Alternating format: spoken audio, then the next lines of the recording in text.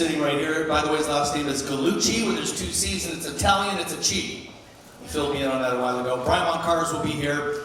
Sarah's going to be here a little bit later on, talk about launching your music online through streaming, etc. Of course, there's open mic tonight. Rick Barker is here in the house talking about artist management.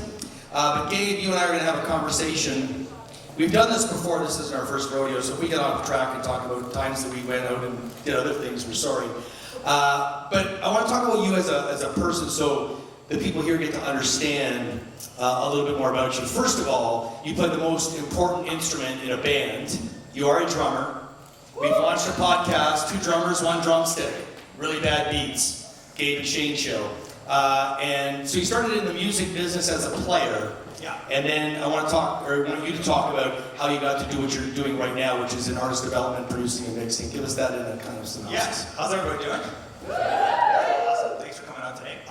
So yeah, I'm Gabe Gallucci. So I started as an artist like you, playing in bands at 14, playing drums, and just kind of loved the idea of playing in bands. When my band went to make our first EP, as a drummer, once I finished recording our drum tracks, I was completely useless because I wasn't involved as much in the songwriting, and I was kind of like, wait a second, there's this whole other world to making music than playing live, and I just fell in love with that. Like the idea that you could make something and then just like go into your car right after and hear it was like floored me. So it was kind of then when I decided, okay, wait, maybe I'm not necessarily the artist. I want to work with artists and kind of make stuff, and then also, work on different types of music as opposed to just my own. So that kind of set off a whole journey, which has been the last 10 years. Like many of you, I was very idealistic growing up to thinking that, like, how can I make music my full-time job? I actually did go to University of Toronto for 2 years and hated it. It's a great school, but it just wasn't for me, so I actually dropped out and have been doing music full-time for 10 years, and it's been my full-time job. It's how I paid my bills. So I think the other thing, and what I want to kind of get through to you guys today, is that there is also, like, there's money in this industry. You can all make money. You can figure it out. We just have to be a little creative in how we do it. And so once I started being a producer, I went and trained with some of the best producers in the world and mixers. So Tony Maserati and Manny American, who work with Imagine Dragons, Alicia Keys, Bruno Mars. You basically turn on the radio and these guys have worked on their music. And then I went and studied in Nashville at an elite academy there called the Blackbird Academy to just, again, further understand what it took to make a competitive record. Because I've noticed, part of my brain is kind of like half entrepreneur commerce, the other half is like art and wanting to make fun stuff. And it's the marriage of that what I've seen in successful artists can make this a reality for you. And so when I came back to Toronto, I had the opportunity to work with Shawn Mendes at the beginning of his career, and I mixed a song called Memories, and I got to actually record the vocal and spend some time in the studio with him. And does everybody know who Shawn Mendes is, right? Okay, good. Just want to make sure. Yeah, and so that was a really cool experience, and that kind of jumped into more, and so now I have over 1 billion streams to my credits as a producer and engineer, ranging from all the way from pop stuff to work with hard, heavy rock bands like Scott from Cancer Bats. And it's great, and this has kind of been, my full-time job, and I've made kind of that dream very much a reality. And, it's been definitely hard, but it is definitely a reality that is possible. And I've also worked with a ton of artists who are similar to you guys, who have made that, that dream a reality. And I'm very proud to get to work with some of those artists, because not only do I get to work with artists who are signed established acts, but I also I'm really passionate about working with artists who are, have something special, but just haven't figured out like where to go with it. And so being able to help curate that and deliver something to market that can compete and make that real for them is super important for me. This is awesome because as somebody who does interviews, you ask one question and it just goes on for 10 minutes. This is great. So Shawn Mendes, let's go back to that because you and I have had this conversation. Yeah. Obviously he's a global success. Yeah. He's got a lot of talent. He's got good looks. Yada yada yada. But you know him deeper than that. Why is Shawn Mendes successful? When I first kind of met Shawn at the studio, what struck me about him is that he was so dialed in. He was like he's Michael Jordan in the fourth quarter of a playoff game. That's the best way I can explain it. And any artist of equivalent caliber is of that nature. They're serious about their craft. They're committed. It's where I find artists can go wrong is there's a very big distinction between a pro and a professional hobbyist. And I think in our industry, there's a lot more professional hobbyists than there are actual pros. But when you meet a real pro, it's the best thing in the world, especially from an engineer's perspective, because when they come in, they are so dialed in, they know who they are, they know their work, and they're just in execution mode.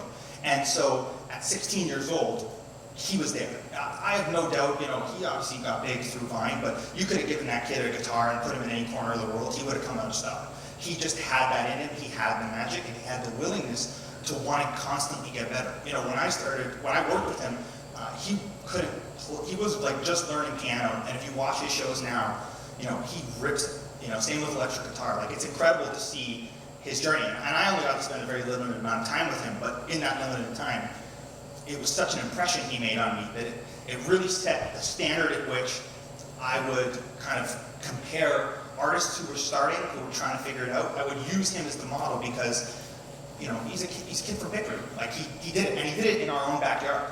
And I think that's super cool.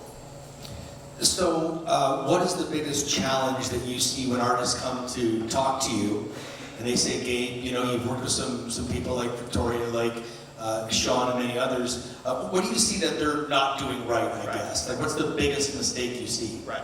And so, to just jump before that question, so what I got really into artist development post working with Sean, because working with Sean exposed me to a whole other lane of the music industry, which was people that were making music and going direct to fans, and having successful careers without the traditional industry. So when I was coming up in my band, we were mentored by a well-known rock band who was signed to Island Def Jam. They had a #1 song in the US, had a North American tour, and were living in a frat house in Peterborough, just like trying to recoup their deal. And then I started working with all these kids who were going direct to consumer, and they could all go buy a Ferrari cash. And it's not this, put a vanity metric on a scale. It was just like, there was such a disparity, and none of my friends who knew mainstream music knew of them, but they had found this like rabid fan base that was invested in them and was their tribe and was just willing to like follow them and fight for them.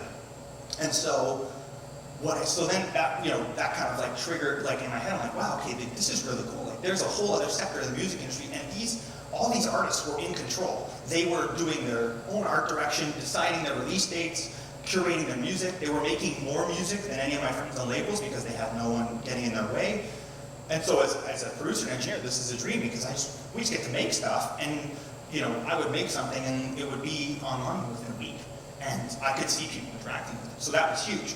So then what happened is I started seeing artists who were coming to me as a mixer. And as a mixer, my job is to kind of be your last line of defense. You've already produced the song, and now it's my job to kind of glue it all together so that it sounds, as commercially viable as possible.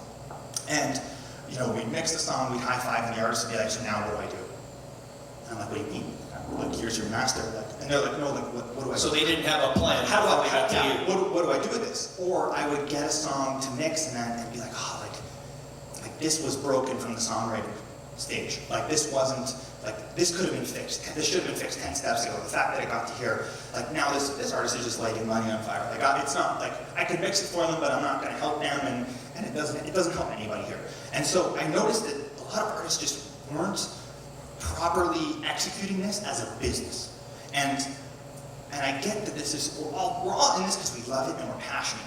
Otherwise, honestly, there are better ways to make money.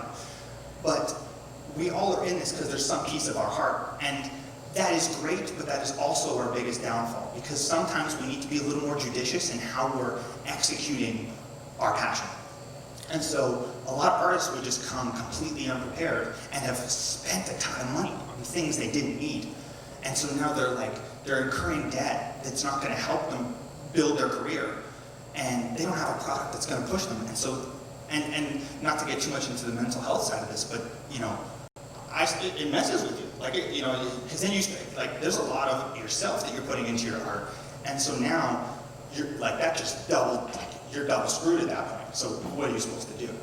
So you're saying that they're not putting a game plan together before they think of where the end is going to be. Yes. They say, I'm a good songwriter, I'm a good performer, I have a song, and now what do I do? They should be thinking months or years before that about how they're going to get to that finish point. Yeah, it's the best way I can explain it is you're a startup, you're an app company, you're any kind of consumer packaged good that needs development, and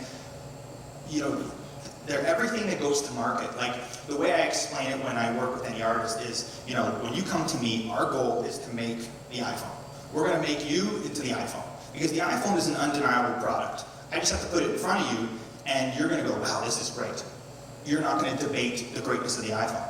And so when I say to every artist, you have to aspire to be that quality of a product. And I apologize to use that language, but that's really what we all are. We're selling product. We are products. And I also think that helps create some emotional distance so that you can actually evaluate, like, am I a good product? Would I consume this product? Because a lot of times too, where artists are also failing is they're not actually putting out what they would take in from another artist. And so we kind of like do that wrong. They're not following what they would consume. So yeah, like you have to really kind of analyze who you are and then build back from that. And step one of that is, are you good enough talent-wise? And that's a very subjective thing, but a lot of that comes. Is that hard to tell an artist you're not good enough? Because I know you, and you would tell them that. I would tell them, but the only and I tell this to every artist I work with, is that I'm going to be very blunt, and I'm not being blunt to hurt you. I want you to win. It's in the community's best interest for artists to win. We need artists to do well, because where I think the music industry fails is we've done a really bad job of like fostering like a middle-class music economy. We're really great at saying like, oh yeah, like let's get that #1 record and we can all get mansions in LA and high five and be sick. It's like, actually no, that's not the goal. Like if I said to all of you right now, you could make 60 grand a year doing exactly what you're doing with your art, you'd probably be like, yeah, that's pretty sweet. Like I'd take that. Like, okay, cool, like let's start there. And I think that's where we have to pull it back and be a little more pragmatic with our approach. So you can make money in this business, is what you're telling me. 100%. You can make a lot of money in this business. I just think you just have to put in that discipline like any other industry. And the only drawback with our industry, honestly, is that it's not a meritocracy. And most industries aren't. But with music, it's not a meritocracy. Unfortunately, there are still parts of this that are out of our control. However, this is the most in control we've ever been able to be. So if you are disciplined, I always say, like the rule of any influencer I've worked with, they always say you need 1,000 people to give you $100 a year. That's your minimum goal to make this a reality. And so you're telling me, okay, so 6 billion people, let's say 3 billion of those people have access to the internet. You're telling me, of those 3 billion people, we can't find 1,000 that think you're awesome. Right? And so when you start to think of it like that, you're like, wait a second, this isn't that daunting. We just need to find 1,000 people who think what I'm doing is great. And in the economy that we're in now, because of Spotify, this is like the best time in the world to actually be who you are, not what the industry wants you to be. Because with Spotify now, when I was trying to promote my band's EP in 2011, I would have to go and be like, can you spend 99 cents on iTunes and let me know what you think? And like, other than like, my friends and my mom and everyone's like, no one wants to spend 99 cents. Like, no one wants to waste money, and honestly, they don't care. Like, nobody cares. And that's the best thing. It's the most empowering thing, because once you realize nobody cares, you have no fear. Because you're like, okay, nobody cares, so now I'm just going to ask everybody, and if you don't care, sick, I'm going to go find, there's 2 billion, 900, whatever, billion other people I can find who care. So I forgot where I was going with that. I don't know. I got a little excited. Well, again, this is the best time to, back to Spotify, yes. People have already spent their money with Spotify. That $10 is coming off the credit card. So now you just have to get them to listen to you for 30 seconds. And people are way more down to listen to you for 30 seconds and spend $1. And so now your effort is just people. go direct to the people.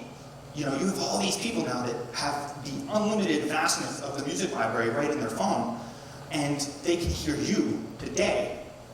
And then if they like you, sweet, acquisition. Like that's a sale. Now you have somebody in your world. And then now it's your job to keep that person, and that's a whole other bag of toys. So you speak of Spotify, so I'm going to bring this up. Yeah. Because I speak of radio. Yeah. On radio. And there's so many artists that will come to me and say, how do I get my song on radio? Because especially in country radio, that's an avenue right now that has a lot of new music coming out. And I don't know the answer because I'm not the music director, but I know it's a challenge. Is radio still relevant? Does radio matter?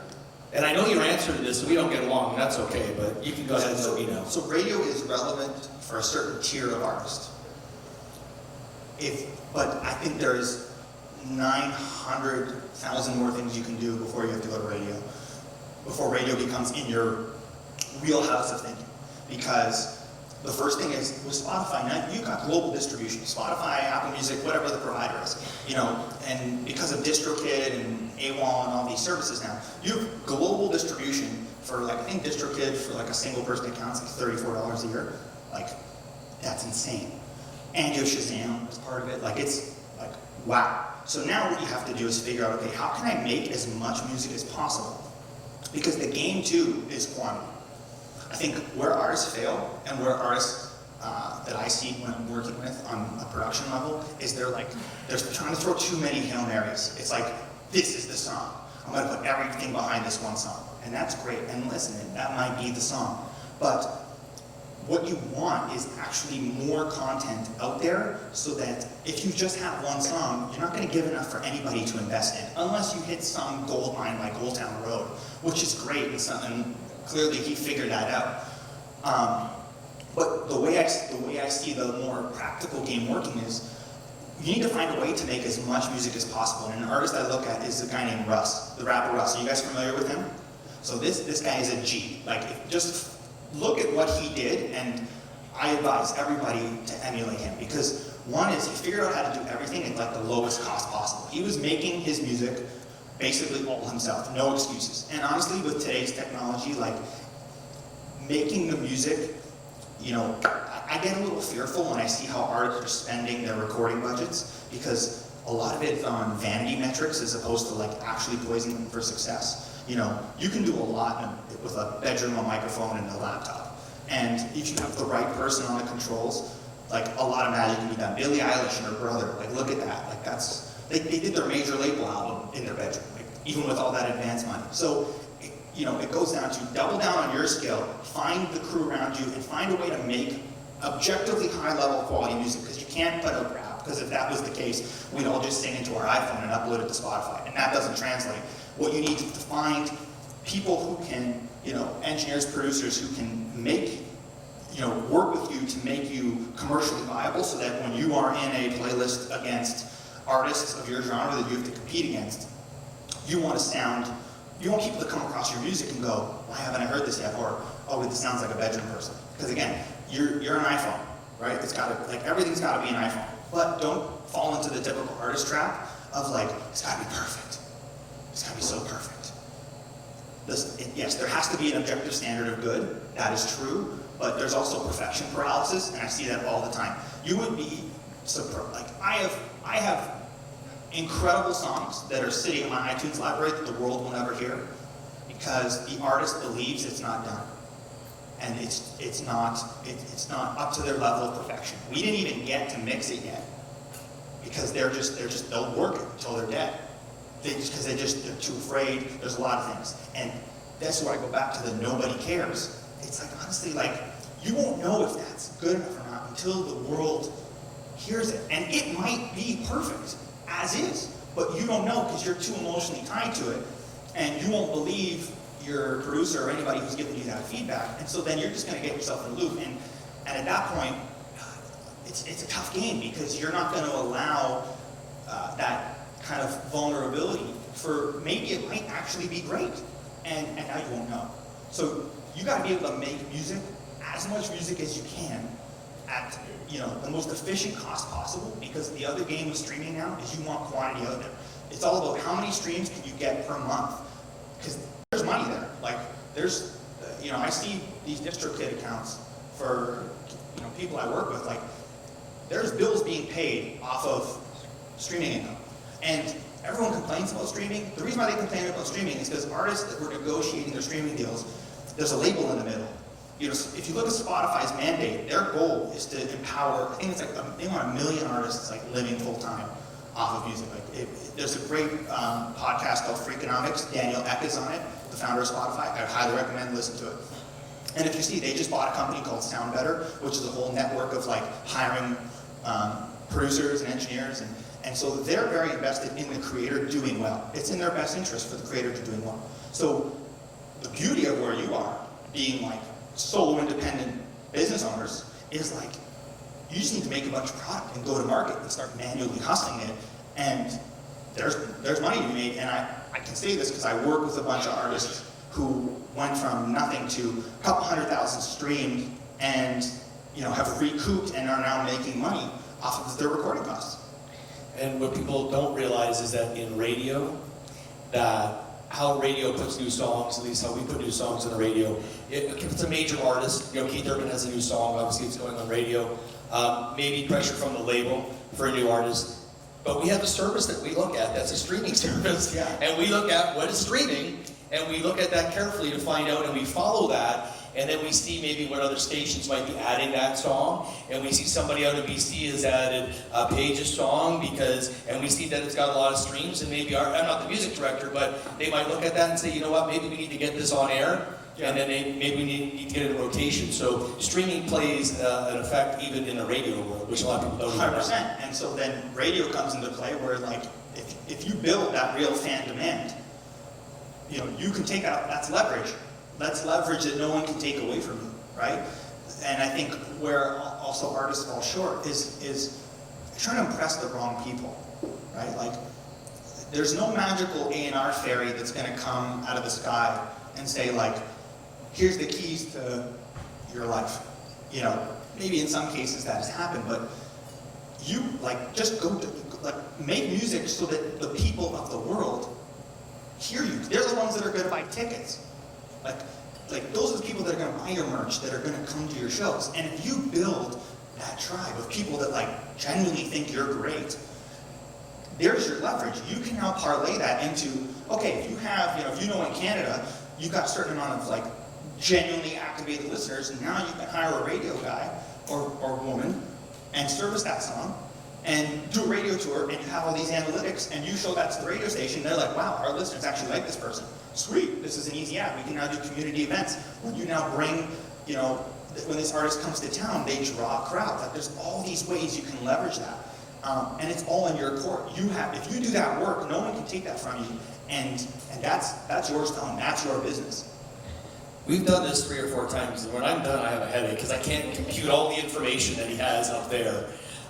So just about Artist Development, so we're talking about Justin Tyler. Yeah. We're going to use this as kind of our case study before we get to our actual people that are here. Yeah. So you've worked with Justin for how long now? About a year and a half. So not that long. Actually, no, it'll be 2 years in December. So let me start with this. When you met him, what stage would you say he was at? Right, so Justin is a country artist I work with. So he and I connected in the December of 2017. And he hadn't put out a song. He had worked with Boy Wanda on the song Chills by Down with Webster. So he had some like music industry experience. He'd been in the music industry. Had built a bit of an Instagram following by doing covers. But was now trying to figure out his transition into putting out original music. But not a bit of an Instagram following. A lot. A lot of Instagram following. Like a lot. Yeah, he had 40,000 followers. And he had done that by putting out 3 to 4 videos a week, every week, for a year. It was like he treated it like a job, and he made it happen.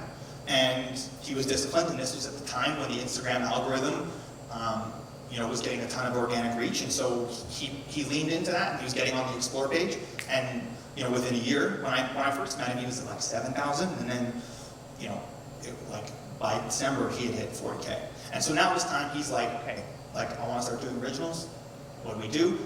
he wanted, to dive into country, and so then we started the process of, okay, let's now introduce a real song that's yours to your audience, and let's grow from there. And the country genre is a little different in how they operate. I'd say country operates about 5 years behind what other genres operate at, and part of that is just how the genre evolves. Radio's still extremely prominent in country.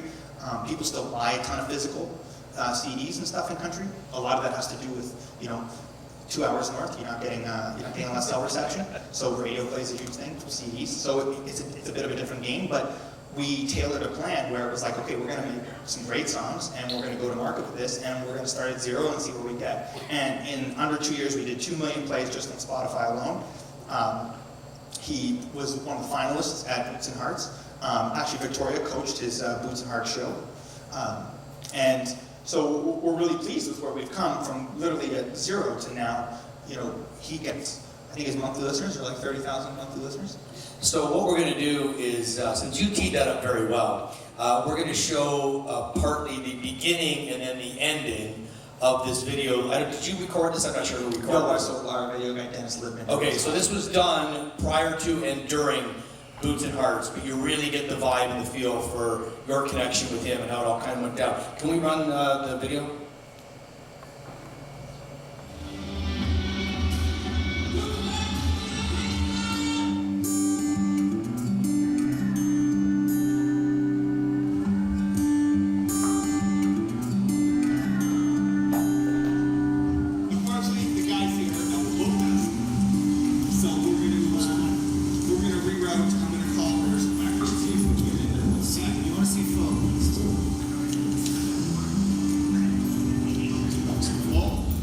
So there is a room that we can have, it's just not huge. Or worst case, there is a backup here. I just have Vic calling stop, because she knows the owner. Okay, so we're you guys a backup room. Let's come take a look, and if you guys are cool with it, we'll stay here. If not, the only thing is we're trying to build everything. It's first door on your right.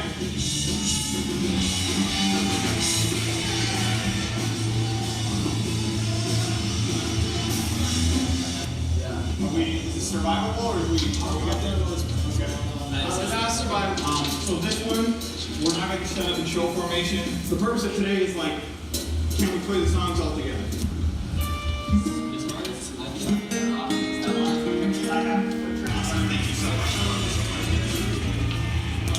Knock it up! Bring the fuck out of here! Alright, so we're moving rehearsal spots because we picked up books here. So we set up, tore down, and we're off to, it's called The Stop, I believe. Make some music.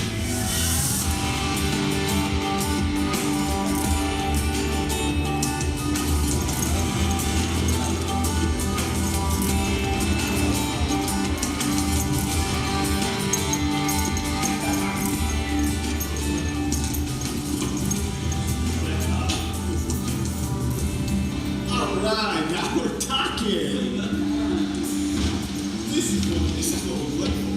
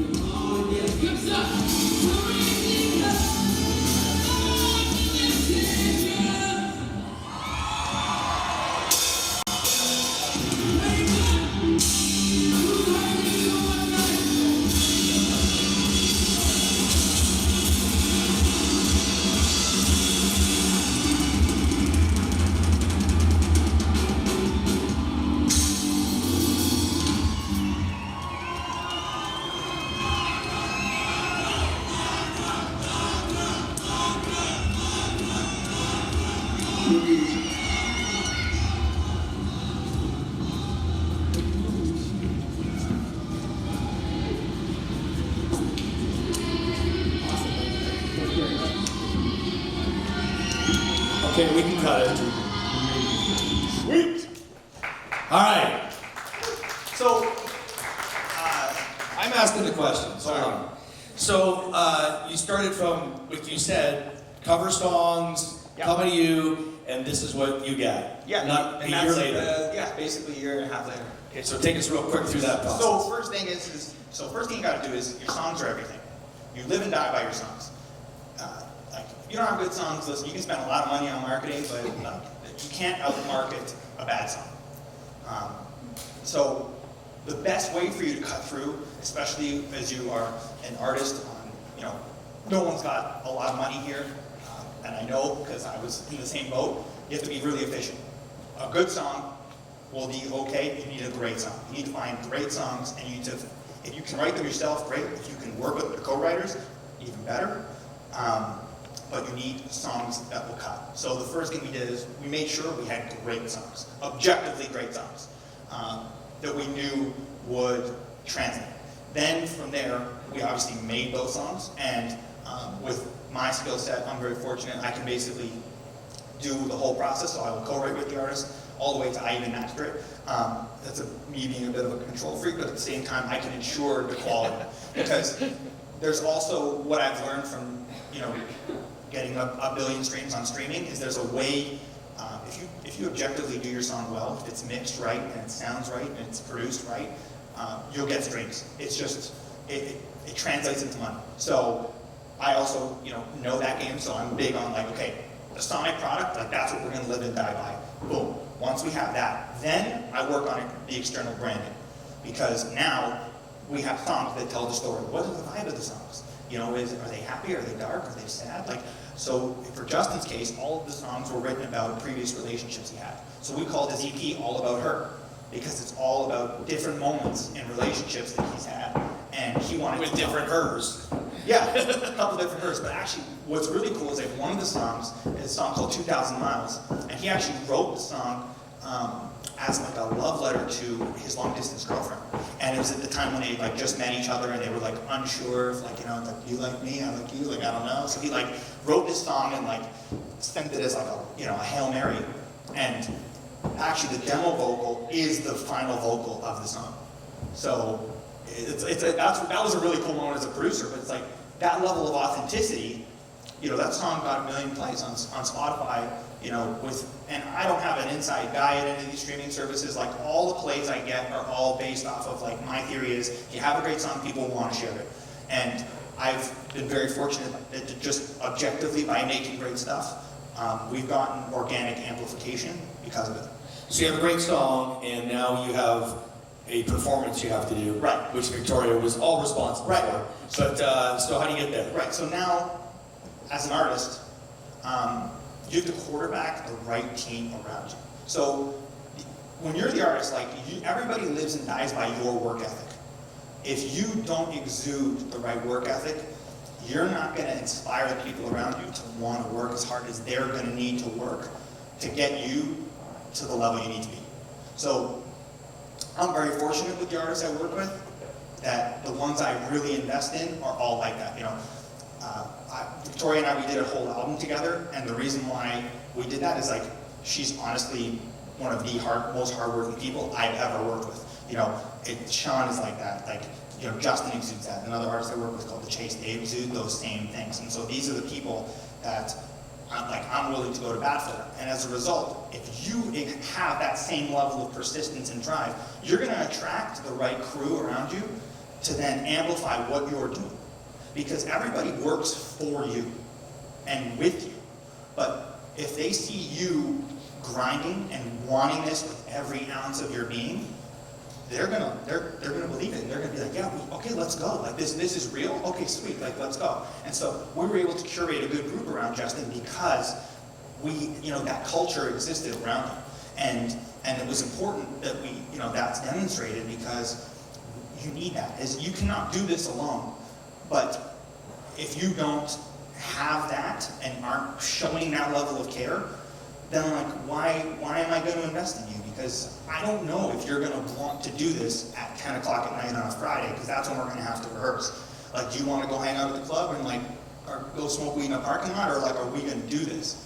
And I would purposely, like, when I would vet artists, sometimes, like, I'd book meetings at, like, weird times, at, like, early in the morning on, like, a Tuesday, or, like, late at night on a Friday, to purposely see, like, how hard do you want to grind?